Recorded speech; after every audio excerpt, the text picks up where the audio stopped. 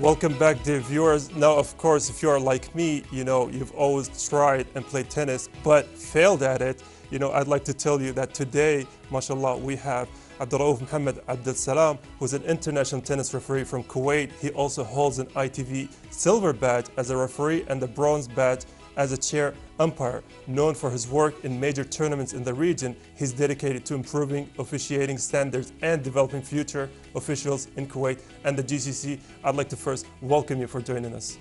Welcome and good morning. Good morning to you as well. So I think, as everything that goes in Good Morning with our guests, how about you give us an introduction on yourself and let the audiences know about you? Well, the briefing you gave is a good introduction. I used to be a tennis player. After, let's say, I retired, I gained my officiating certificate from Kuwait Tennis Federation. That was in 1998. I got my white badge in 2000 in Turkey and Italia. I got my bronze badge in Doha after the Asian Games 2006.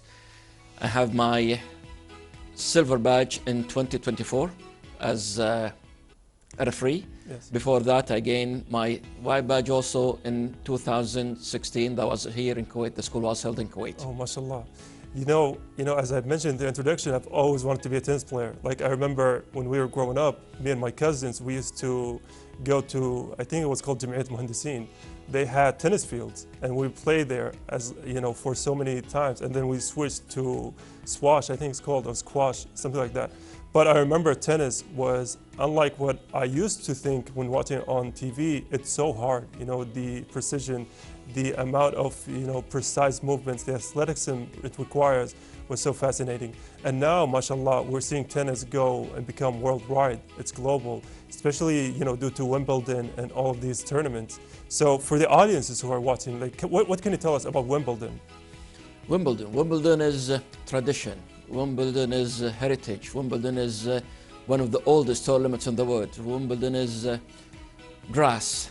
Wimbledon is rain. Yes. I had my chance. Luckily, I had my chance to be there and officiated there as a line umpire and as a chair umpire. So it's amazing. It's a story. It's a legend. It is, and I'd imagine it's an experience unlike anything else, right? It's like the highest of highs. So I'd like to ask you, as your role as a referee and an umpire, like sometimes you have to make tough decisions. Sometimes you have very difficult calls to make. So how do you deal with players who constantly, stop and argue and try to negate that call, try to say, oh no, you were the wrong one? Like, how do you deal with players' temper in matches? Well, officials are different from to another. They are different from players. You have to maintain your calmness and your fairness. You have some tools in your hands to play with. Yeah. You don't throw your cards all at once. So communication is the most important thing that you have to deal with. Plus the tools of code of conduct. This is one of the tools that you have to give when the player exceeds his temper. Yeah.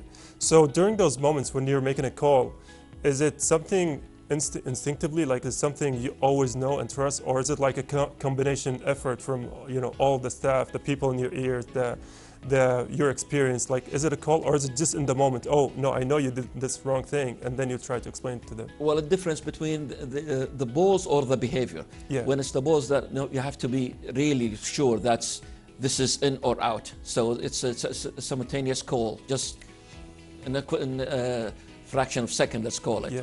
But when it comes to behavior, no, it comes to instincts and human behavior. And so how would you, because sometimes I know players get emotional, especially at high stake, matches. So how would you, in your role, because ultimately you can foul a player or not.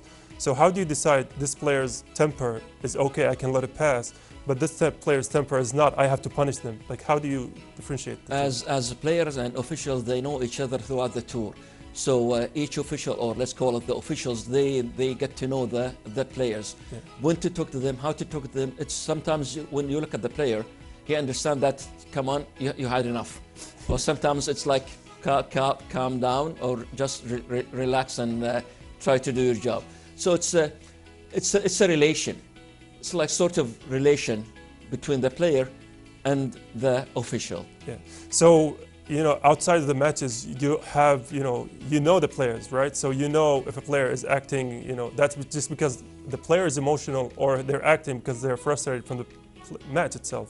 Well, we have to say something, that we don't socialize with the players. Oh, okay. Yeah. There is no social activity between the officials and the players. It's like, because they get to know each other throughout the tour. Through the field. Exactly. Yeah. So they get to know that he's a good chair umpire. This is he's a good player. But sometimes, because of let's call it one bad call, it comes.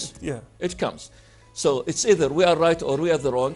There is a referee who can decide regarding the question of law that it is right decision or it is no. We go with the player. It is, yeah. So this is the main issue when it comes to the question of facts. With the ball touch or the ball it's not up or something like this, it's the chair umpire decision. It is. And so because I'd imagine the pressure in being in this kind of situation is, through the roof. Because I remember when we were kids and we were playing, if we had our friend who's a referee and he's trying to call a penalty, it feels like a pressure, right? And that was just kids playing. But now the stakes are so high. Now, you have teams at the stakes. So how do you deal with the pressure of making a call that can alter a match? You have to maintain your calmness. Yeah. This is the main issue. That's you have to focus. You have to concentrate, maintain calmness. Also, the new technology does help the chair umpire a lot these days. So thankfully, you have the combination of everything that can help you in making a decision. That's why you stay calm. Exactly, yes. This is true. It is. So I do want to ask you, because mashallah, you've listed several achievements in the beginning, but if you were to pick one of them that you would say, oh, that is my proudest achievement, like what would that be? Well, let's call it to be an official that gave me credibility, confidence, and let's call it get to know lots of officials all over the world. I'll be choosing the referee side. Oh, mashallah. I can't imagine how that process goes like, trying to balance the cons and pros of every referee. It must be exhilarating. It is. Yeah. So would you say that is for your future plans, or that is the current plans? Well, I established it currently, and hopefully I'll be moving step by step onwards. Hopefully. And now, so, being in position of being a referee and an umpire, especially during the chair on so many important matches, you've probably witnessed so many famous players. I'm sure the audiences are curious to know about them, right? Well, I did as a line umpire and as a chair umpire. I did for lots of ATP, WTA tennis players. Oh, mashallah. Yeah, I can imagine. Because one time I was meeting with Al-Arabi players when I was a kid. And I remember I felt through the roof. So to see people who are internationally known, it must be beyond surreal.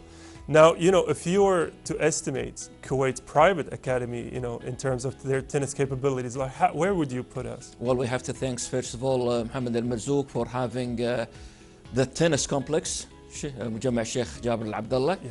And this establishment is very known now for the tennis courts which they have.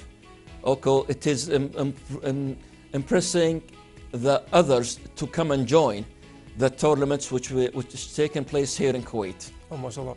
I love how during the recent years in Kuwait, there has been a lot of emphasis on sports that aren't football. Because, like you mentioned now, tennis, we also have for bowling. We have for paddle as well. The handball is gaining a lot of momentum. I know some of my friends in the basketball are getting a lot of support. So I love how we're focusing on sports that aren't football. We're focusing on a lot of things. And like you said, yeah, we're seeing it thriving. Well, some people come from outside of Kuwait as officials or visitors, players. They were really impressed with the facilities which is taking place here in Kuwait. They haven't seen such facility all over the world. MashaAllah. Yeah, because I've seen one of those facilities. I was studying outside for maybe 3 or 4 years, and there was nothing. But when I came back, I saw the tennis field, I saw the bowling field in, I think, Salmiya. I was like, how did they make all of this in 2 years? But I was so happy, I was so proud about that. We are proud to have such facility here in Kuwait. Yeah. So let me ask you about something. In tennis, there are some players who are known globally. There are some players who are not known, but a lot of other players, idolize. So I want to ask you, who would you consider as your role model, and if you could elaborate why? Well, as an official, I cannot take a side of a player. Yeah. But off camera, we can. Those who behave well in court, we really communicate with. I mean, to be fairness, we maintain fairness for each and every player all over the world. Any player take a part in our tournament, he's in the fair part, let's call it. Yeah, I mean, it's all about fairness. And because we are running out of time, I do want to, give you the stage for just one last question, is that if you were to give advice for future generations, especially pursuing tennis, like what would that advice be like? Well, if it's a tennis player, maintain and keep in playing. If you are a tennis official, just keep reading, watching other officials, and maintain high standard of knowledge. Thank you. Well, thank you for the beautiful word. Thank you for being our guest. Honestly, I could talk about sports endlessly, but I'm getting in my ears. It's like, okay, we are running out of time. So I do want to thank you again for joining us. Thank you very much, and looking forward to being a part of this program again. Thank you. Well, we are going to thank our guest, Abdelraoof Abdelsalam, international tennis chair, umpire, and international referee. But now, dear viewers, we are going to go to our next report, which is that the opening of Training Oasis Week, Training and Technology Forum, Higher Institute of Technology and Communication and Navigation Center. It is a strategic vision to make the Higher Institute of Communications and Navigation a vital partner in achieving development, a source of innovation, a regional training and development center aiming for sustainable partnership, creative initiative through quality programs, national professionals. So stay tuned.